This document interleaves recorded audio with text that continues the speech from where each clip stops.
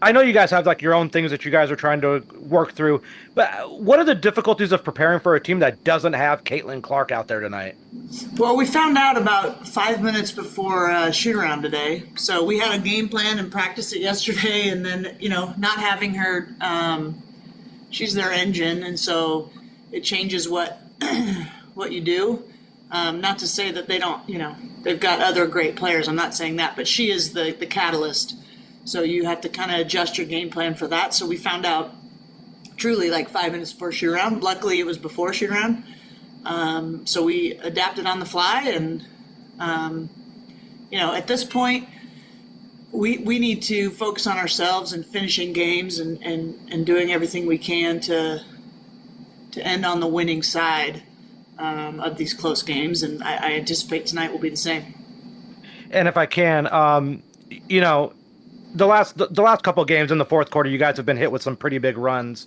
Kind of what are you looking from your group tonight to kind of make sure? I know you mentioned before play the full 40 minutes, but what are you looking for out of your group tonight to be able to do that? Well, and that's the great question. And we've talked about that. We talked about that as a group yesterday. It's one thing to say, finish the game, play 40 minutes, but what does that mean? And so we had to, really evaluate. I think some of that comes with offensive rebounding, limiting second. I thought we did a pretty good job defensively against Chicago in terms of rotations and that kind of thing, but we gave up 28 second chance points, and a lot of those were in the fourth quarter. So, and when we lost to Golden State in overtime at home, that's how they beat us too, was just getting some key offensive rebounds and second chance points at really pivotal times. So we've got to finish the possession. And then we can't let our either side of the ball affect the other side. So if we miss a shot, against Chicago, we got good looks. We just didn't make them. And we can't let that affect our defense. And conversely, the other team scores, we can't let that affect our offense. So having that mental toughness to just the next play with the intensity it takes to win in this league, especially on the road. Thank you. You bet. Go Harvey. Hey, what's going on, Coach? Hey. I want to know, what's been the focus of the team, as far as just finishing games strongly, and are you guys watching film, or what are they doing to kind of what are you all doing to kind of prepare for that? Yeah. Well, for an example, after the game, the Chicago game, hold on here. Sorry.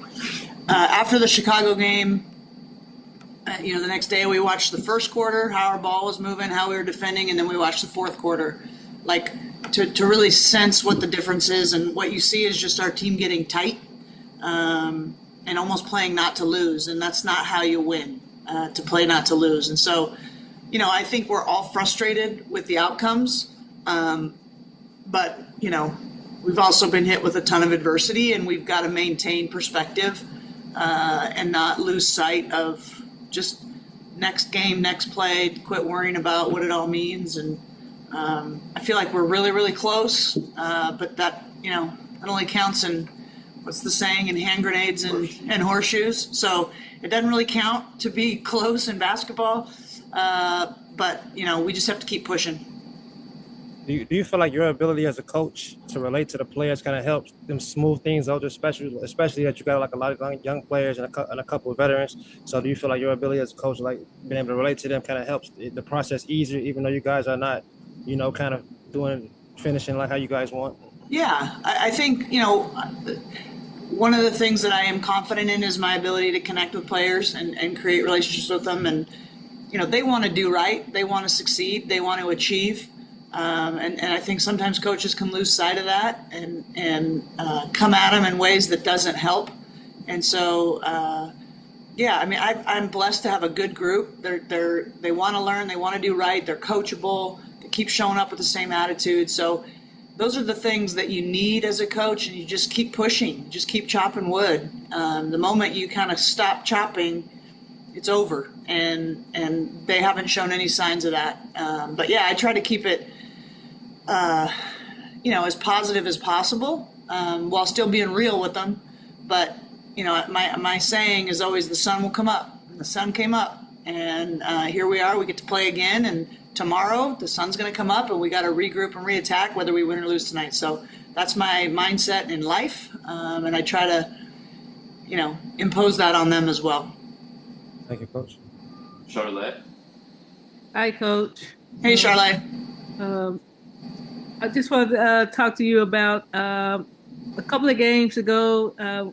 Kelsey had brought it up, and I think you had kind of supported her in her stance about her getting more opportunities to the free throw line. Have we seen in response to that since then any improvements or just any difference made prior to that? In terms of how it's officiated on her? Right. Yeah, I think it's a across the league feeling, right? That the game is, I think there's places where physicality is allowed and should be, post defense, screen defense, that kind of thing, rebounding. Like physicality is part of the game there. I think right now, some of the elite players are, even getting open, it's physical. Them trying to cut, it's physical. And that's where I think it needs to be, whatever. But I do think, I think KP's being able to move a little bit better, but you'd have to ask her if she really sees that or not. All right. Thanks, Coach. Yeah, you mentioned, like you said, other players had definitely brought it up, including the team you're playing tonight. So just your take about being the physicality. Do you think that's something that can be resolved by the refs, or is that more so on the players' end? Well, I think players will adjust to whatever. If it's allowed to be super physical, then players are going to be physical. If it's called, they'll adjust. I think that's a bigger, more systemic look that needs to be evaluated by the league. And I know they're doing that. And I don't think there's any officiating. I think these guys, the officials, they do a good job. They do I don't think that they're out here trying to call it one way when everyone wants it. Like, I think they're doing what they've been asked to do. And so as a league, we need to decide, is this how we want our game to move forward, or do we want to make some adjustments? And I'll tell you what, that's way above my pay grade, and I don't know how it'll land, but we'll adjust wherever it does land. Thank you, Coach. Above my pay grade, too. Back to Justin for the last question. Coach, you mentioned keeping the things positive with the team. You guys are human beings. You're not robots. So when you guys do go through this stretch of tough play, can it be tough to keep them in a positive frame of mind, to not focus too much on the negatives that have happened in recent weeks?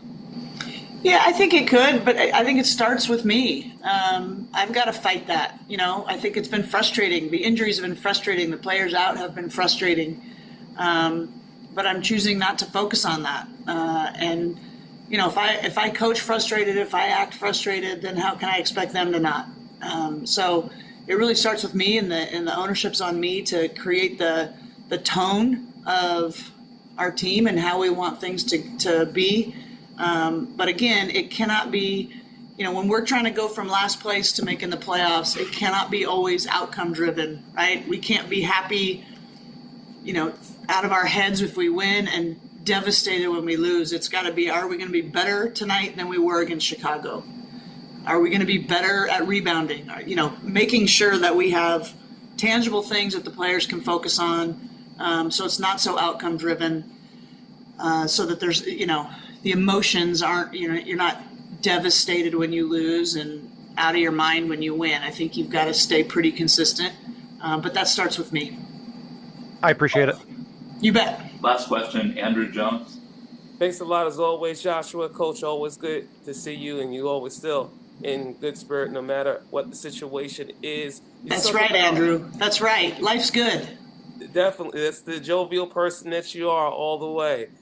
Shea Petty, you talked about the other day about how she's just been so locked in with her having this opportunity. Just talk about a little bit more about that, and if you had any talks with Stephanie White before any time, or is this the first time you met Stephanie White tonight? I'll start with Shea. Shea's been phenomenal, and I enjoy her. as a human being as well as a player. She's just a complete pro. Great attitude. Studies, making sure that she's caught up to speed with what we're trying to do. Holds herself accountable. And comes in with a vet voice. Like she's played a lot, and she's not afraid to talk, but she does it in a way where she kind of understands her role. But I've been so impressed with her and grateful that we were able to grab her. She's been a much needed addition for us. In terms of Steph White, yes, I've met her. We've talked. I haven't seen her today yet, but I know Steph. Great, thank you. All right, appreciate you all. See you after the game.